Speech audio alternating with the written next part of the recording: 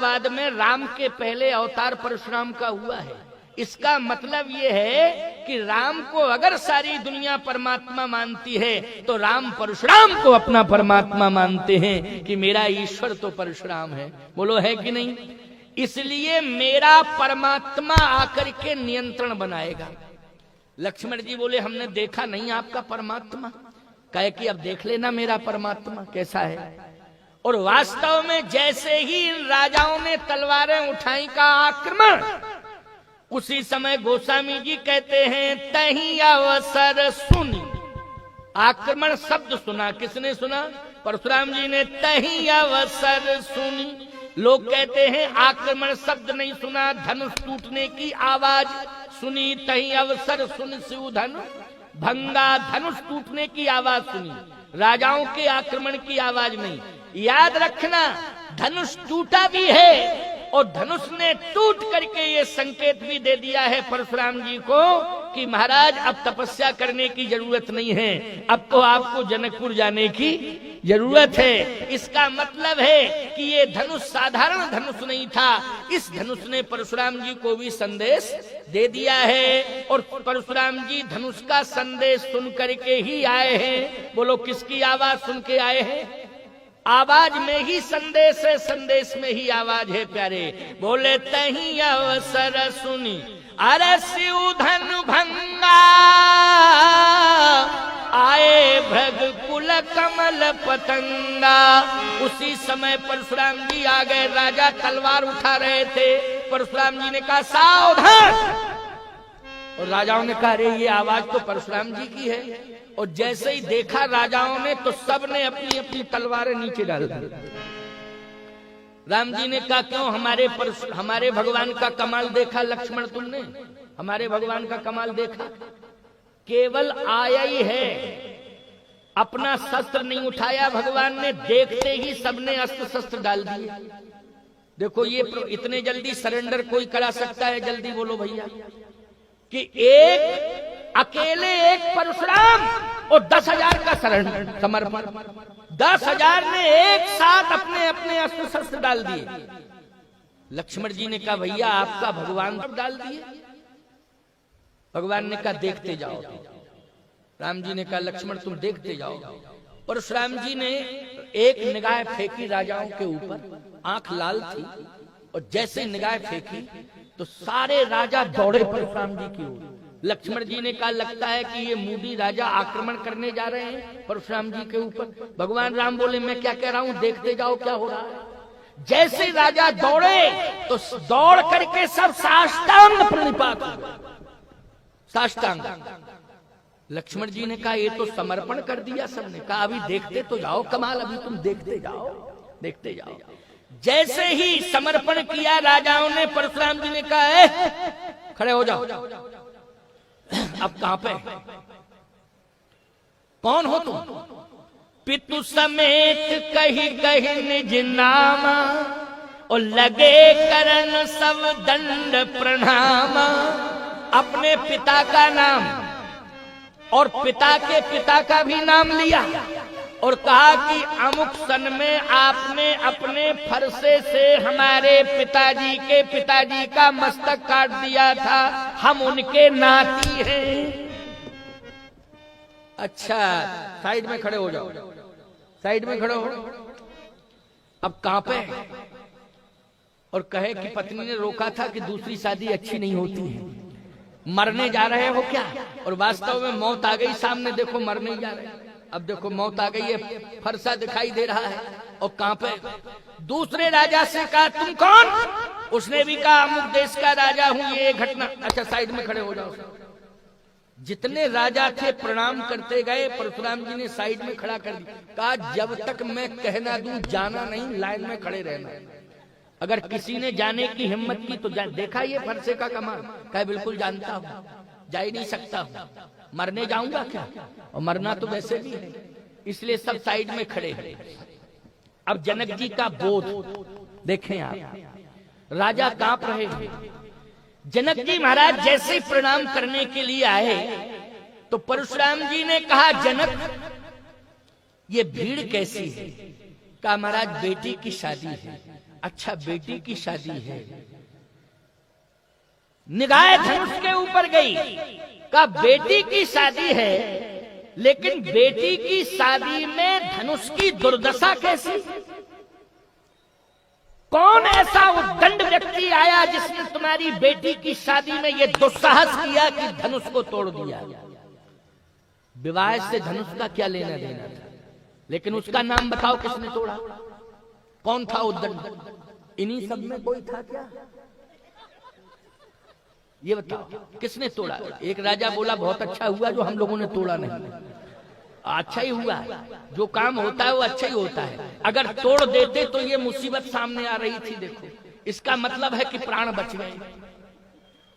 परशुराम जी ने कहा, जनक मैं मानता हूं कि तुम सत्यवादी हो, तुम कभी झूठ नहीं बोल सकते हो, और यह भी मैं जानता हूं कि तुम धनुष का सम्मान करते हो। ये भगवान शंकर का धनुष है, इसका सम्मान तुम्हारे राज्य में होता रहा, अभी तक इसका सम्मान सुरक्षित रहा, लेकिन टूटने का मतलब है अपमान। और किसने अपमान किया है? तुम्हारे रहते हुए अपमान हुआ है। ये मैं जानना चाहता हूं, किसका दुस्साहस है, उसको बताओ। जनक जी ने सोचा कि झूठ बोल नहीं सकता, क्योंकि झूठ बोलने की परंपरा नहीं है। याद रखना, ना अयोध्या की है ना जनकपुर की है। और जहां झूठ नहीं बोला जाता है उसको कलिकाल में आज भी अयोध्या मानते हैं। जिसके घर में झूठ नहीं बोला जाता है वो अयोध्या का घर है, वही जनकपुर का घर है। देखो भैया, कोई कारण विशेष पड़ जाए अलग बात है, झूठ बोलो, लेकिन अकारण में झूठ बोलने की आदत नहीं डालना चाहिए। लेकिन आज प्रायः हम देखते हैं कि लोग अकारण में झूठ बोलने लगे। बोलो, बोलने लगे कि नहीं? महात्मा गांधी ने आंदोलन चलाया, सदा सत्य बोलो, तो लोगों ने कहा गांधी जी ये सदा सत्य बोलो नहीं चल पाएगा, कौन बोलेगा सदा सत्य? सदा सत्य, सत्य ही सत्य बोलते रहो, धंधा चौपट, सब चौपट, सत्य बोलो सत्य बोलो। गांधी जी ने कहा मेरी बात तो सुनो, समझने की कोशिश किया करो। सदा सत्य बोलने का अर्थ जानते हो क्या होता है? क्या? लोगों ने कहा सदा सत्य मानी हमेशा सत्य बोलो, हमेशा सत्य बोलो। हमेशा सत्य कैसे हम लोग बोल पाएंगे? कहा अकारण असत्य बोलना बंद करो, अकारण असत्य बोलना बंद कर दो। और जिस दिन समाज का व्यक्ति अकारण असत्य बोलना बंद कर देगा, धीरे धीरे उसके जीवन में सदा सत्य बोलना आ जाएगा। इस पर विश्वास करना पड़ेगा। तो अकारण असत्य बोलने की, मिथिला में तो कोई असत्य बोलता ही नहीं, अयोध्या में कोई असत्य नहीं बोलता। जनक जी ने कहा असत्य के तो चांस ही नहीं है, प्रश्न ही नहीं उठता है। लेकिन क्या जनक जी ये कहेंगे कि राम जी ने धनुष तोड़ा? बोलो, दामाद बना चुके हैं, अब धर्म संकट, लेकिन बुद्धि से काम लेना है। किससे काम लेना है? अब समझ लो, बुद्धि से। बोध की जरूरत है। उस समय क्रोध की जरूरत नहीं है, घबराने की जरूरत नहीं है, उस समय बोध की जरूरत है। आपको महाराज जनक जी ने क्या परिचय दिया बोध का? इसलिए तो कहता हूँ बालकांड की कथा सुन रहे हो, उससे तुम्हें क्या शिक्षा मिल रही है?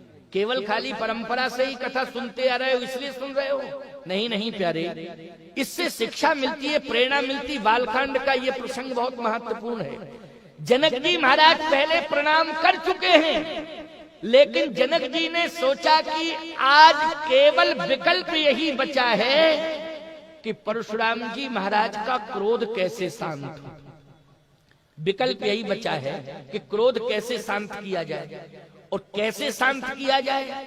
कहा क्रोध, सुन लीजिए मेरी बात को, भगवान से एक प्रार्थना किया करो कि हर घर में बेटी का जन्म हो, हर घर में बेटी का जन्म हो। भगवान से ये मांगा करो। आज उल्टा पुल्टा यही तो तुम करते रहते हो, भगवान से जो भी मांगता बेटा ही मांगता, बेटा मांगता। हमने आज तक बेटी मांगने वाले कम ही होंगे, ऐसी बात नहीं है कि नहीं होंगे, लेकिन कम है, बेटा ज्यादा मांगते हैं। एक सज्जन के तो 4 बेटियां थी, वो हमारे पैर पकड़ के रोने लगे। हमने कहा क्या बात है? बोले महाराज वंश कौन चलाएगा, नाम कौन चलाएगा मेरा, खानदान का नाम। हमने कहा हो क्या गया ये तो बता दो। कहे महाराज बेटियां 4 हैं लेकिन बेटा नहीं है, ऐसा आशीर्वाद दो कि बेटा हो जाए। हमने कहा तुम मूर्ख हो, बेटा इसलिए मांग रहे हो कि वंश चलावे, वंश का नाम चलावे। हमने कहा पहली बात तो ये है कि बेटा होगा तो तुम्हारे मरने के बाद तुरंत ही तहसील में एप्लीकेशन देगा, इनका नाम काट के मेरा चढ़ाया जाए। क्यों भाई, आवेदन यही देगा कि नहीं देगा? हमने कहा कोई भी बेटा आज तक किसी तहसील में एप्लीकेशन आवेदन दिया हो कि मेरे पिताजी भले ही मर गए, उन्हीं का नाम चढ़ा रहे, हमारा नाम रिकॉर्ड में ना आए, उनका रिकॉर्ड बदस्तूर सुरक्षित रहे, लेकिन नाम, मैंने कहा सावधान, बेटियां अगर तुम्हारे घर में 4-4 हैं तो इस बात को समझ लो कि बेटी जिस घर में जिस दिन पैदा होती है उसी दिन उस घर में यज्ञ का भूमि पूजन हो जाता है प्यारे। वो पिता समझ लेता है कि अब मुझे बेटी का विवाह करना है। बेटी का विवाह बोलो यज्ञ है कि नहीं? बेटी का विवाह क्या मानते हो? यज्ञ मानते हो। अगर 4 बेटियां भगवान ने दी हैं तो 4 यज्ञ तुम्हारे हाथ से होंगे, बोलो होंगे कि नहीं होंगे? इसलिए मैं कहता हूं कि बेटी जरूर भगवान से मांगो। आज जनक जी कहते हैं कि मेरा धैर्य नहीं टूट रहा है इसलिए कि मेरे पास संतुलन बनाने के लिए बहुत बड़ी शक्ति है, इसलिए मेरा धैर्य नहीं टूट रहा है। ये बोध है जनक जी का। क्या कौन सी शक्ति है? शस्त्र है? बोले शस्त्र नहीं। फिर का बेटी। कौन है? बेटी। किसी को भी क्रोध आ जाए प्यारे, अगर बेटी सामने आ जाए तो क्रोध करुणा में बदल जाता है। बोलो बदल जाता है कि नहीं बदल जाता है? और खास तौर से छोटी उम्र की बेटी हो तो कह नहीं क्या, बोलो छोटी उम्र की बेटी हो, क्रोध करुणा में बदल जाएगा कि नहीं बदल जाएगा? जनक जी ने कहा कि मेरा धैर्य इसलिए नहीं टूट रहा है, मेरे जीवन में बोध है कि मेरे पास ऐसी शक्ति है कि बड़ी से बड़ी प्रतिकूल परिस्थिति भी आ गई है लेकिन मैं घबराऊंगा नहीं। आज प्रतिकूलता अनुकूलता में बदल जाएगी। किसके बल पर? का बेटी के बल पर। और सीता जी को इशारा किया, इशारा किया। परशुराम जी की आंखें लाल हैं, राजा घबरा रहे हैं। और इशारा किसको किया जनक जी ने? सीता जी को। जैसे इशारा किया, आहा, बेटी वही है जो बाप के इशारे पर चले। बोलो बेटी वही है जो माँ बाप के इशारे पर चले, वही बेटी है। इसलिए बेटियों को भी मैं शिक्षा दे रहा हूँ कि माँ बाप के इशारों पर चला करो। यदि माँ बाप के इशारों पर तुम चलोगी तो तुम्हें श्री राम जैसा वर प्राप्त होगा, ये मैं दावे के साथ कह रहा हूँ। लेकिन माँ बाप के इशारे पर तुम्हें चलना पड़ेगा। बोलो सीता जी माँ बाप के इशारे पर चली, कौन सा वर मिला? श्री राम जैसा वर मिला कि नहीं मिला? जैसे इशारा किया सीता जी चल दी। और जैसे सीता जी आई, जनक जी ने कहा प्रणाम करो बेटी, प्रणाम करो। जनक बहोर आए सिर नावा, उसिए बुलाए प्रणाम करावा। जैसे ही कहा कि प्रणाम करो बेटी, प्रणाम करो, और जैसे ही सीता जी ने प्रणाम किया, आहा, परशुराम जी की आंखों में आंसू आ गए। क्रोध था लेकिन करुणा आ गई ना। कहा जनक ये कौन है? कहा बेटी, इसी का विवाह है। अच्छा अच्छा, इसी का विवाह है। ये लौकिक रूप नहीं है, अलौकिक है, आदि शक्ति है ना। क्या है? आदि शक्ति है। का इसी बेटी का विवाह है। हाँ, आंखों में आंसू आ गए और वाणी को रोक नहीं पाए। परशुराम जी कह दिया अखंड सौभाग्यवती भव। अब बोलो भाई 50% मामला निपट गया कि नहीं निपट गया? बोलो भाई, आशीर्वाद दे दिया है, क्या आशीर्वाद वापस लिया जाएगा? जो वचन दे दिया है उसको वापस किया जाएगा क्या? अखंड सौभाग्यवती भव। ईमानदारी से बताओ, ये क्रोध से समस्या का समाधान हुआ कि बोध से हुआ? हुआ बोध से कि नहीं हुआ? इसलिए घबराने की जरूरत नहीं है, बिल्कुल मत घबराया करो। बड़ी से बड़ी परिस्थितियां क्यों ना आ जाए सामने, लेकिन क्रोध करने की जरूरत नहीं है। उस समय बोध की आवश्यकता है। बोलो है बोध की आवश्यकता की नहीं?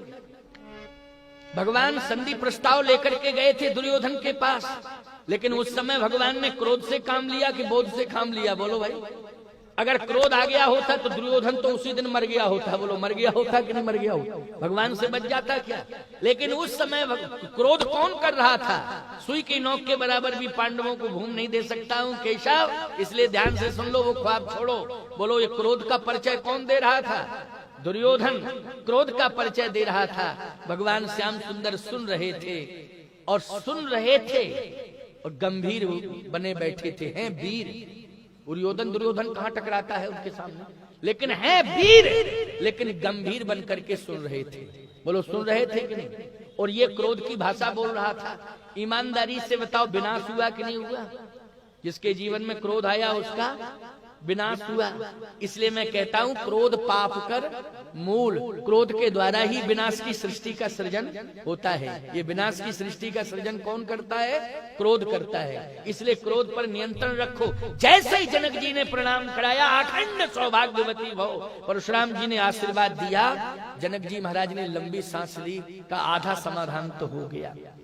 विश्वामित्र जी ने कहा कि अब तो लाइन क्लियर हो गई, क्योंकि अखंड सौभाग्यवती भव का आशीर्वाद सीता जी को अगर मिला है तो रामन जी को मिल गया।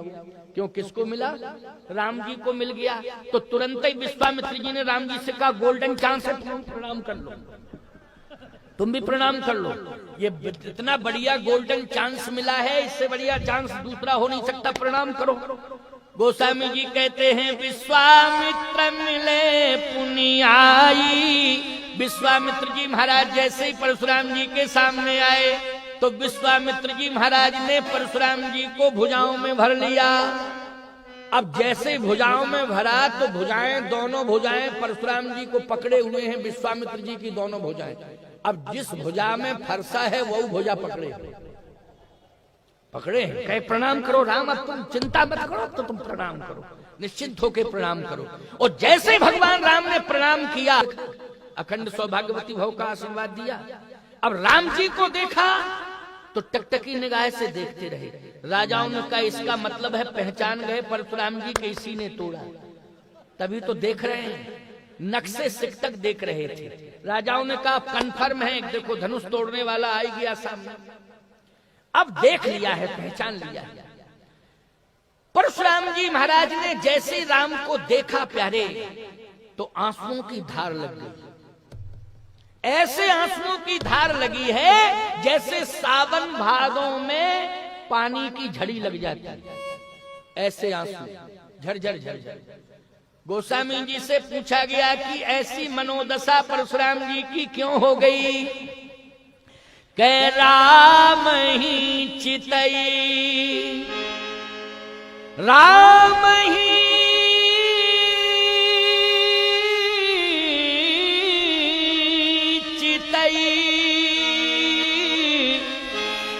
रहे थक लोचन, रूप अपार मार मदमोचन। श्री राम जी को टकटकी निगाह से देख रहे हैं और कहते हैं ऐसा रूप मैंने अभी तक देखा नहीं। लेकिन एक बात बताएं, परशुराम जी ब्रह्मचारी हैं और ब्रह्मचारी का रूप पर आकर्षित होना ये उचित नहीं। बोलो भाई, ब्रह्मचारी रूप पर आकर्षित हो ये उचित नहीं। लेकिन परशुराम अगर तू रूप पर आकर्षित हो रहा है तो ये लौकिक रूप नहीं है, ये भी अलौकिक रूप है। सीता जी का भी अलौकिक रूप है और राम जी का भी अलौकिक रूप है। बोलो है कि नहीं? राम जी का और सीता जी का लौकिक रूप नहीं है, अलौकिक है, अलौकिकता है। परशुराम आज मैं किसको देख रहा हूं? ये लौकिक रूप नहीं है, ये तो अलौकिक रूप है। इसका मतलब है कि ब्रह्मचारी रूप पर आकर्षित नहीं होता है, क्योंकि संसार का रूप किसी ब्रह्मचारी को आकर्षित नहीं कर सकता है। यदि ब्रह्मचारी किसी के रूप पर आकर्षित होता है तो वो जगत का रूप नहीं, वो तो जगदीश का रूप हो सकता है, क्योंकि जगदीश पर ही उसका आकर्षण रहता है। आज परशुराम क्या तेरे सामने जगदीश आ गया? आज तू किसको देख रहा है?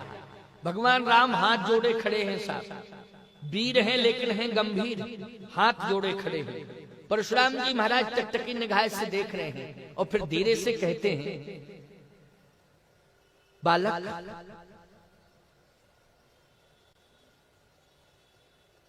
तू प्रणाम तो कर रहा है, लेकिन मैं ये जानना चाहता हूं कि धनुष तोड़ने का साहस और दुस्साहस किसने किया है? क्या तू नाम बता सकता है? ये कन्फर्म है कि सभा में तू था और तेरी सुकोमलता, तेरा स्वरूप, तेरी सरलता और सहजता ये सिद्ध कर रही है कि तू बता सकता है कि किसने तोड़ा है। एक बात आपको बताएं, किसी छोटे बच्चे से झूठ बोलने का रिहर्सल करवाओ तो जिस तरह से रिहर्सल करवा रहे हो वो न बोल करके वो वास्तविकता बोलेगा। जैसे मान लीजिए हम पहुंचे तुम्हारे दरवाजे पर और दरवाजा बंद हो और हम कुंडी खटखटाएं, अरे खोलो खोलो खोलो, हम आ गए हैं, स्वामी जी चित्रकूट वाले जगत गुरु हैं, खोलो खोलो। अब तुमको हमसे मिलना नहीं है तो तुम छोटे बच्चे से कहोगे जाओ कह दो कि पापा है ही नहीं। अब ये तो कह दिया, वो आएगा और तुरंत कहेगा स्वामी जी पापा कह रहे, जाओ कह दो पापा है। क्यों, यही कहेगा कि नहीं कहेगा? वो बिल्कुल कन्फर्म है कि यही कहेगा। वो ये नहीं कहेगा पापा है नहीं, वो अपनी सत्य बात कहेगा। बालक तुम इस सभा में मौजूद रहे, मैं ये जानना चाहता हूं, तुम्हारे रूप को देख करके मैं बलिहार हो गया हूं, तुम्हारी सरलता सहजता से आज मैं प्रभावित हूं, मेरा क्रोध करुणा में बदल गया है। लेकिन मैं ये जानना चाहता हूं कि तुमने देखा है धनुष टूटा है, लेकिन तोड़ा किसने है उसको बता दे। राजाओं ने कहा इसका मतलब है कि मरना हम ही लोगों को है, क्योंकि जिसने तोड़ा है जब सामने पहुंच गया है फिर भी विश्वास नहीं हो रहा, उसी से पूछा जा रहा किसने तोड़ा। अब पता नहीं मूड में आवे किसका नाम बता दे कि किसने तोड़ा। लेकिन राम जी वीर हैं, गंभीर हैं, बोले कुछ नहीं, बोले कुछ नहीं। परशुराम जी ने कहा इसका मतलब यह है कि इस सभा में मुझे ये बताने वाला कोई नहीं है कि किसने धनुष तोड़ा। लेकिन फरसा अब तू इंतजार मत कर, इंतजार मत कर। फरसे ने कहा कि 9:15 बज गए हैं। अब इंतजार, परशुराम जी ने कहा कि मैं कहता हूं, अब देखो 10 मिनट की बात है, इसको जरा सुन ही लो, क्योंकि सुना दे 9:06 हुए हैं अभी अभी, है ना, 9:06, 9:15 नहीं हुए, हम गलती ही देख गए थे। तुम्हारी घड़ी में 9:15 तो नहीं बज गया किसी घड़ी में? ये कह रहे हम घड़ी देख ही नहीं रहे हैं कोई। चलो 10 मिनट की बात और है, जरा सुनो। परशुराम जी ने कहा तू अपना कमाल दिखा परशु, क्या इंतजार कर रहा है? तो परशु ने कहा कि क्या कमाल दिखाएं? कमाल क्या दिखाएं? पता तो चले कि किसने तोड़ा। परशुराम जी ने कहा कि सुनो परशु, तुम तैयार हो जाओ, हम थोड़ा सा मौका दे रहे हैं। उस मौके में जो आ जाएगा सामने धनुष तोड़ने वाला, समझ लो सबको छोड़ दिया जाएगा, बस उसी को दंडित किया जाएगा। लेकिन मौका दे रहे हैं, 1 2। परशुराम जी ने कहा 3 कहूंगा और सामने आ जाना, नहीं तो हम सभी राजाओं के ऊपर पहले फरसा चलाएंगे और जितने राजा हैं पहले उन्हीं को निपटाएंगे। राजाओं ने कहा ये कन्फर्म ही है कि मरना हम ही लोगों को है। अब मौत ही जब आ गई है तो फिर अब क्या किया जाए। तब तक एक राजा बोला सुनो, सब बच जाएंगे, कम से कम तुम बलवान हो, अपनी बहादुरी की बात कर रहे थे, तुम सीधे जाके कह दो परशुराम जी से जाके कि जो सामने सीधा साधा राजकुमार खड़ा है, हम पुरखों की कसम खा के कह रहे हैं इसी ने तोड़ा। जो सीधा साधा लग रहा है देखने में उसी ने तोड़ा, जाकर के कह दो। तो वो राजा कहता है हमको बेवकूफ मान रहे हो क्या? आंखें लाल लाल हैं, फरसा हाथ में लिए हैं, क्रोध कर रहे हैं, और हम जैसे ही सामने जाएं तो परशुराम जी यही समझें कि इसी ने तोड़ा, इसलिए वो दें फरसा सीधा। बोलने का मौका ही न मिले तो मर और जाएंगे, मर जाएंगे, बोल पाएंगे नहीं, मर के मर जाएंगे। तो अगर चलना है तो सभी चलो इकट्ठे और सीधे जाके कहो नहीं, अकेले हम मरने के लिए नहीं जाएंगे, और मरना है तो सबको मार के मरेंगे। अब ऐसे थोड़ी कि अकेले मर जाए, कहा ऐसा नहीं होगा। परशुराम जी ने कहा हम 3 तक गिनती गिन रहे हैं, 3 में सीधे जिसने तोड़ा हो सामने आ जाए, नहीं तो हम फरसा चलाना शुरू करेंगे। 1 2। राम जी तो हाथ जोड़े खड़े, हाथ जोड़े खड़े। अच्छा लक्ष्मण जी जरूर देख रहे हैं कि अब होता क्या है, अब क्या होता है। इधर से उधर, उधर से इधर, इस तरह से निगाह लक्ष्मण जी की। अच्छा विश्वामित्र जी महाराज भी समझ रहे हैं कि जहां राम है वहां संग्राम हो नहीं सकता। बोलो भाई, विश्वामित्र जी ये समझ रहे हैं जहां राम है वहां संग्राम हो नहीं सकता। बोलो ये विश्वास की बात है कि नहीं? ये किसकी बात है, जल्दी बोलो।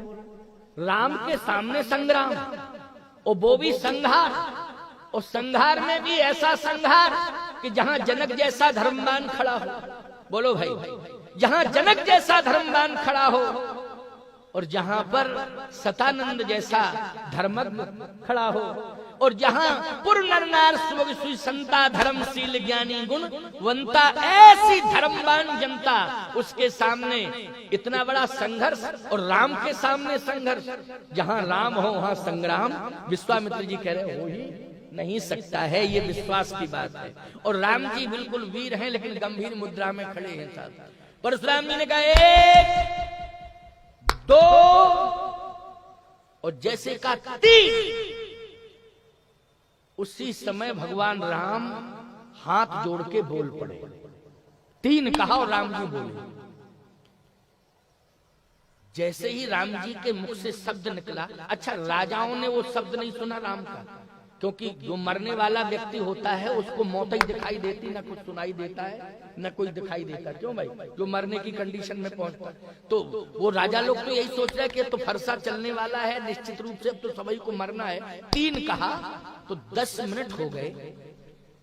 राम जी हाथ जोड़े खड़े हैं, उस शब्द बोलना ही चाहते थे। परशुराम जी ने ऐसे रफ्तार किया, रुको रुको, इसका मतलब है कि तुमने धनुष तोड़ा, तुमने धनुष तोड़ा, या किसी का नाम बताने जा रहे हो कि किसने धनुष तोड़ा? बोलो बोलो बोलो बोलो। अब राजाओं ने सोचा कि बहुत देर हो गई, फरसा चला होगा तो आवाज क्यों नहीं आ रही है? भाई जिसके ऊपर चलेगा वो किच पिच तो कुछ होगा ही, बोलेगा कि नहीं बोलेगा? चुपचाप थोड़ी बर्दाश्त कर लेगा, कुछ तो आवाज आनी चाहिए। लेकिन आवाज नहीं आ रही है, इसका मतलब कुछ और है। आंख खोल के देखो। और जैसे ही आंख खोल के एक राजा ने देखा, अरे बोले सब बच गए, मौत से बच गए, प्राण बच गए, सबसे मौत से छुटकारा मिल गया। खोलो आंखें। क्यों? बोले धनुष तोड़ने वाला तो सामने खड़ा है और कुछ बोलना चाहता है, अब डरने की जरूरत नहीं है। राजाओं ने लंबी सांस ली। परशुराम जी ने कहा बोलो, जल्दी बोलो, किसने धनुष तोड़ा? तो राम जी कहते हैं आप सुनिए तो क्रोध से नहीं, बोधयुक्त स्वरूप में सुनिए, क्रोधयुक्त स्वरूप में नहीं। क्रोध को दूर करिए, मैं प्रार्थना कर रहा हूँ, आप ध्यान से मेरी बात को सुनिए। परशुराम जी ने कहा क्रोध की बात अलग है, क्रोध नहीं, पहले तो तुम बोलो जल्दी कि किसने धनुष तोड़ा। तो राम जी कहते हैं नाथ संबुधन, नाथ संबुधन भंजनहारा,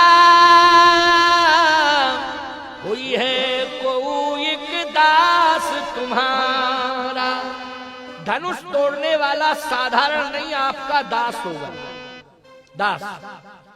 परशुराम जी ने कहा दास, तो ये बताओ इन सब में कौन दास है? जरा उसको हम समझ तो लें कि तू दास कैसा था जिसने इतनी बड़ी उद्दंडता की। जल्दी बोलो कौन है दास? अब राजा लोग सोच रहे पता नहीं किसको दास मान बैठे, वो मूड में आकर के फरसा दे दे तो मार और जाएगा। स्पष्ट नहीं बोलता है कि मैंने धनुष तोड़ा, ये कह रहा कोई दास होगा।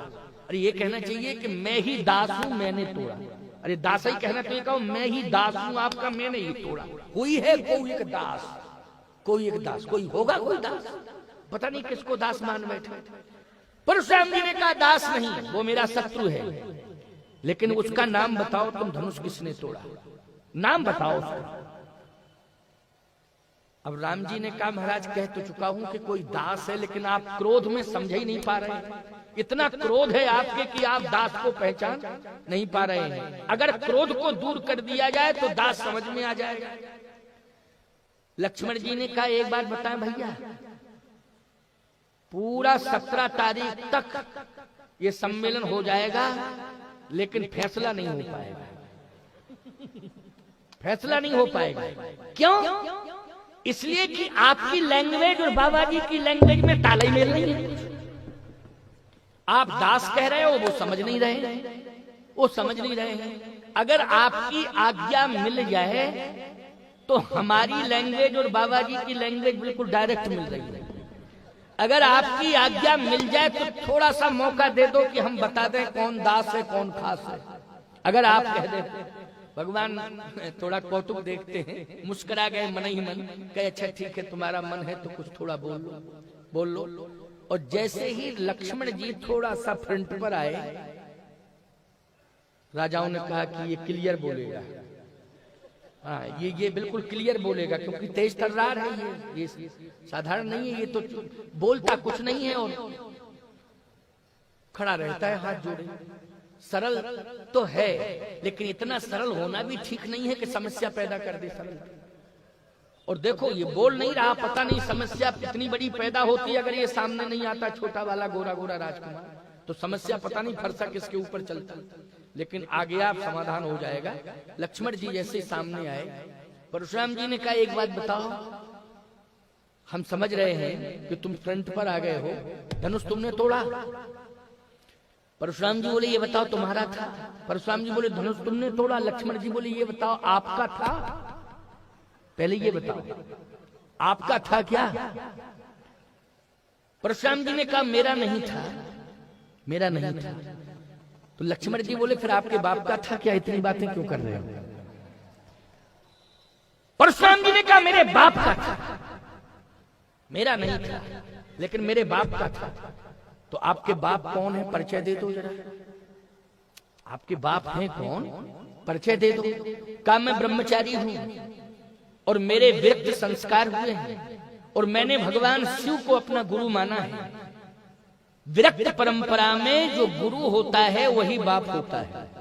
बोलो भाई, जैसे हमारे राजस्व रिकॉर्ड में जो बल्दियत डली है वो जन्म देने वाले बाप की नहीं डली है, हमारे गुरु की डली है। किसकी डली है, पिता के स्थान पर नाम किसका है, जन्म देने वाले बाप का नहीं है, गुरु का है। क्योंकि हम ब्रह्मचारी हैं, विरक्त हैं, इसलिए हमने पिता के स्थान पर गुरु का नाम लिखा है। तो मेरे बाप का था धनुष से, तुम ठीक बोल रहे हो कि बाप का था, तो बाप का ही तो था। तो आपके बाप कौन है, का भगवान शंकर। लक्ष्मण जी बोले आपके बाप ही तोड़वाने चले आए, तब क्या दोष है फिर किसी का, आप अपने बाप से ही करिए बात।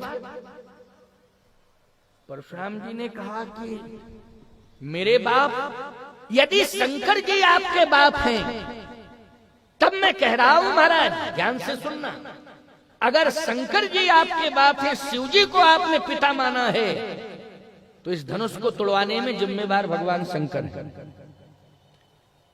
और यदि इसकी पुष्टि आपको चाहिए तो आप अपने पिता से पूछो, अपने बाप से पूछो जाके।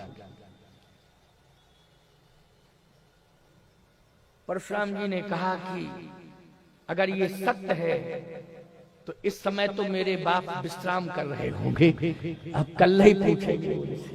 क्यों भाई, क्योंकि 9:15 बज गए हैं, अब क्लियर करेंगे कि हाँ। और ये बात बिल्कुल सत्य है कि धनुष को तोड़वाने में शंकर जी की भूमिका, किसकी भूमिका है, भगवान शंकर की भूमिका है। इसलिए ये कन्फर्म है कि शिव जी का धनुष है, वो तोड़वाने वाले कौन है, भगवान शिव हैं। और सत्य है ये, अब शिव जी हैं धनुष तोड़वाने वाले।